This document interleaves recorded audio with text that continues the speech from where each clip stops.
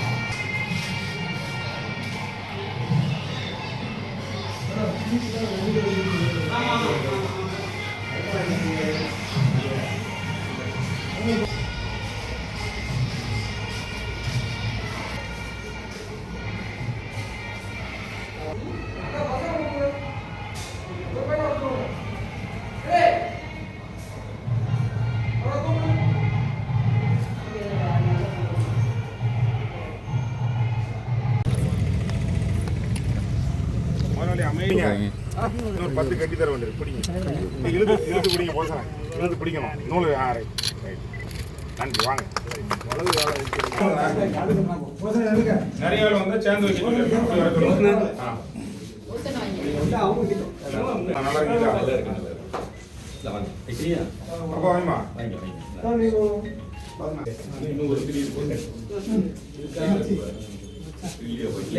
அவர் வச்சாதானே இருக்கும்.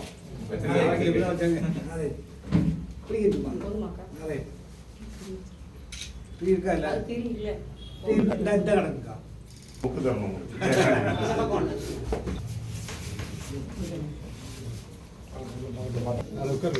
காணாது அப்படின்னு சொல்ல போய் சொல்லும் போது டக்குன்னு நம்ம புது பஸ் ஸ்டாண்டில் ஸ்மார்ட் சிட்டியில் ஒன்று வச்சுட்டோம்.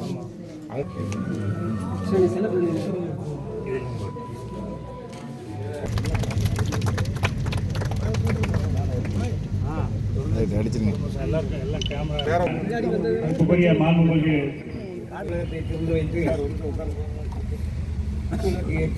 அமர்ந்திருக்கும் மாண்புமிகு மேயர் அவர்கள் ஒரு சின்ன ஸ்கூல் ஆரம்பிச்ச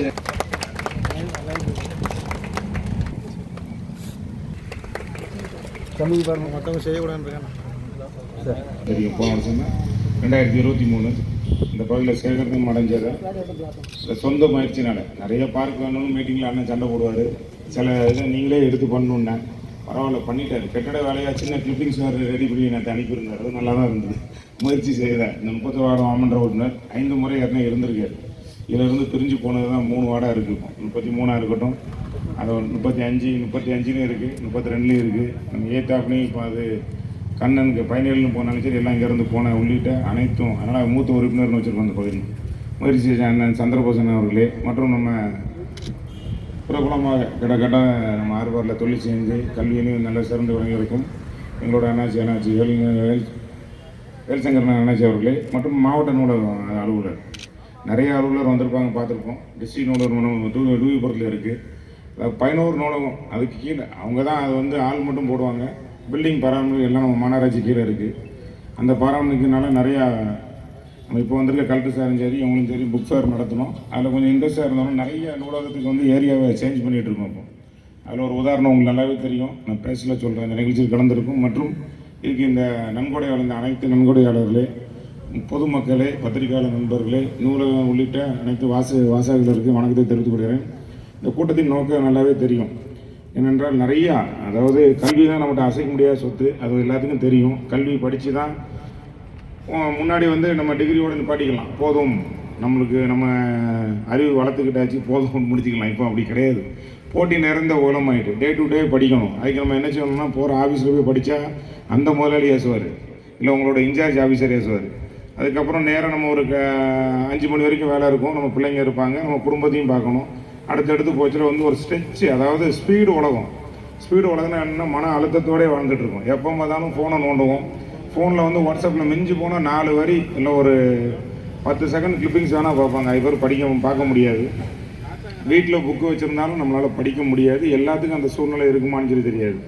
அப்போ இந்த மாதிரி நிறைய நூலகம் வந்து இதெல்லாம் எதிர்த்தாப்புலாம் பஞ்சாயத்துலேருந்து நம்ம எடுத்த ஏரியா நகராட்சியோட இணைச்ச பகுதி. அந்த பகுதியெலாம் பார்த்தீங்கன்னா நிறைய நூலகம் மழை நேரத்தில் பெண்டிங் உடஞ்சி கிடக்கெல்லாம் சரி பண்ணி நூலகம் சார் வந்தோன்னே ஒன்று புது பஸ் ஸ்டாண்ட்லேருந்து மாற்றி பழைய மாநகராட்சியில் கொண்டு வச்சோம். நல்லா வாசகர் என்ட்ரி எவ்வளோ இருக்குன்னு பார்ப்போம். சும்மா பேரு கையெழுத்து போட்டால் மாத்திர கிடையாது. 50 100 இருந்தால் உடனடியாக மாற்றி அங்கே கொண்டு போயிடுவோம். ரெண்டாவது ஒரு ஸ்கீம் வந்துச்சு நம்ம தமிழ்நாடு முதலமைச்சர் உத்தரவுக்கணுங்க.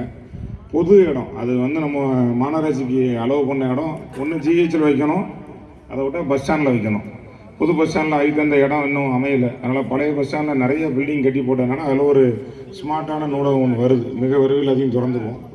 அதுக்கப்புறம் பார்த்தீங்கன்னா மிச்சம் உள்ள 10 அப்படியாட்டி ஐடென்டிஃபிகேஷன் பண்ணி நல்ல இடத்துக்கு கொண்டு போயிடணும் அப்படின்னு சொல்லி பார்த்தோம்னா முத்தியாவரத்துலையும் இடம் ரெடியாகிட்டு இருக்குது. எங்கெங்கெல்லாம் நூலகம் இருக்கும் அந்த இடத்துல சரி பண்ணி இந்த கல்வி அறிவுக்கு முக்கியம். அதில் ஒரு முயற்சி தான் நம்ம எம்பி மேடத்தோட முயற்சி. இந்த படிப்போம் அது நம்ம முதலமைச்சர் அவர்களே வந்து பார்த்தாங்க சிறப்பாக. அதில் ஒரு 1500 என்ட்ரி இருக்குது என்கிட்ட. 1500 பேர் எப்போ வராங்கன்னு மொபைல் ஃபோனில் மட்டும் பயஞ்சிருக்கும். ஆண்களுக்கு தனியாக பெண்களுக்கு தனியாக இருக்குது. அதில் அன்றைக்கி முதலமைச்சர் கலந்துரையாடல் சொல்லி சொன்னாங்க திருநெல்வேலியில் இருந்தால் வரோம் அவ்வளோக்குள்ளே பாதுகாப்பு இருக்குன்னாங்க. அது மிக்க மகிழ்ச்சி அடைகிறோம். மாநகராட்சி சார்பாக முழுக்க நடக்குது. இது வந்து இவங்க நூலகம் சார்பாக ஆள் போட்டிருந்தாலும் பில்டிங் எங்கிட்ட இருக்குது, பொறுப்பு நாங்களாக இருந்தாலும் அது ஃபுல்லாக இருக்குது. இதுமாதிரி பல்வேறு பகுதியில் அது நம்ம தனசேகர் நகராக இருக்கட்டும், கார்பரேஷன் ஆஃபீஸாக இருக்கட்டும், இப்படி நிறைய பகுதியில் கொண்டு வரோம். பார்க்கு முன்னாடி போசன்னா இந்த மாதிரி சொல்லிட்டாப்புல எங்கள் அப்பா சட்டமன்றம் இருந்த காலத்தில் 27 எல்லாம் பார்க்க போட்டோம். இப்போ போடுற பார்க்கெல்லாம் நியூ டிசைன். அது அந்த பார்க்கு வந்தால் சின்ன பிள்ளைங்களுக்கும் வேணும், நடுத்தர ஆளுக்கும் இருக்கணும், பெரிய ஆளுக்கும் இருக்குங்கிற மாதிரி தான் நிறைய பார்க்கு பெருசாக போடுறோம். ஏன் பார்க்க ஒன்றுமே செய்ய மாட்டேங்கிறாங்க. அதனால் இப்போ பெருசாக ஒரு இடம் தோணிட்டு அது அவங்க வாடான்னு தெரில. ஆனால் இப்போ ஒரு பொண்ணு வாடா இருக்கும். அந்த ஸ்விம்மிங் பூல் இடத்துல போட்டுருவோம். ஸ்விம்மிங் பூல் அந்த 1 ஏக்கர் இருந்தால் தான் அவ்வளோ வேலையும் செய்ய முடியும். மெடிசேஷன் பண்ணுறதுக்கு ஒரு செட்டு வேணும். என்ன அப்படியே காட்டுங்க. அதான் நான் ஏற்கனவே சொன்ன மாதிரி நிறைய மீட்டிங்கில் உங்கள்கிட்ட சொல்லியிருக்கேன். 206 பார்க் சைடு இப்போ அட் ப்ரெசென்ட்டாக உள்ள தூத்துக்குடி மாநகராட்சி லிமிட்டில் இருக்குது. அது எல்லாத்துலேயும் கிட்டத்தட்ட 42 தான் ஆக்கிரமிப்பில் இருக்குது. எடுத்துக்கிட்டே வந்துட்டு இருக்கேன்.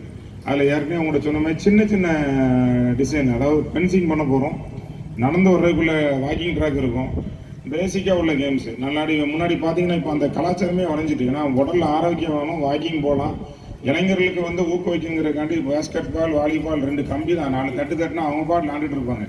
இடம் இல்லாமல் இருந்தும் வர மாட்டேங்க. ஆனால் அந்த பார்க்கெல்லாம் தற்சமயம் அந்த மாதிரி முடிவு பண்ணியிருக்கோம். இது மேற்கு மண்டலம், வடக்கு மண்டலம் 2 மண்டலத்துக்கு அந்த இதில் நிறைய இடம் இருக்குது. அது போடச்சில் அந்த இடமும் பாதுகாக்கப்படும். நம்மளோட பையங்க, நம்மளோட வருங்கால சந்ததி, அவங்க தான் வருங்கால தூத்துக்குடி இந்தியா எல்லானாலும் வச்சுக்கலாம். அவங்களுக்காண்டி தான் அந்த முயற்சிகள் செய்த வேலை நடந்துட்டுருக்கு. அதனால தான் பெரிய பார்க்காக போட்டு வரோம். அதில் செஞ்சு போட்டுருவோம். யாருன்னா பெண்களுக்கும் தனி பார்க்கு நல்ல வரவேற்பு. அன்றைக்கி ஒரு ஃபங்க்ஷனுக்கு அங்கே போகலாம், அங்கே வந்து பெண்கள் மட்டும் தான் போகணும்னு போட்டிருக்கோம். பக்கத்தில் ஒரு ஃபங்க்ஷன் போய்ச்சில் தான் பார்த்தா டெய்லி 150 200 என்ட்ரி இருக்குது. அதே மாதிரி அங்கே வடக்கு மண்டலத்தில் கேடிசி டிமார்க் ஏத்தாப்லேயும் வருது. எந்தெந்த பார்க்கு மக்களுக்கு தேவை, மக்கள் அடிப்படைக்கு போயாச்சு. அதாவது இப்போ ரோடு வந்து வாரம் நாங்கள் வந்து புறத்தைக்கு வரோம். கவுன்சிலர் தான் வந்து சொல்லுவாங்க. இருந்தாலும் மக்கள்கிட்ட நேரடியாக கேட்குச்சு அந்த சாலை தெரியப்படுது. பார்க்கு வேணும், நூலகம் வேணும், அது படிப்படியாக வந்துட்டு இருக்குங்கிறத தெரிவித்து கொண்டு, அதாவது மீண்டும் சொல்கிறேன், நான் வேறு மாமன்ற உறுப்பினர் வரல, இன்றைக்கி எல்லாம் லீவ். இதே மாதிரி எந்தெந்த ஏரியாவில் இருந்து வரனாலும் சரி, நமக்கு நாம என்னாலும் சரி உடனே ஊக்குவிச்சு வேல்சங்கர்ன மாதிரி இருக்கிற எல்லா முதலாளிக்கும் சொல்லிக்கிறேன். நீங்களும் கொஞ்சம் கை கொடுத்தா தான் நம்மளோட தரம் உயரும். நான் என்னடா மெட்ராஸ் மாதிரி வராதா, கோயம்புத்தூர் மாதிரி வராதா, மதுரை மாதிரி வராதான்னு நினைக்க வேண்டாம். நம்மளையும் உருவாக்க முடியும், யூனிட்டி சேஞ்சாக தான் முடியும்.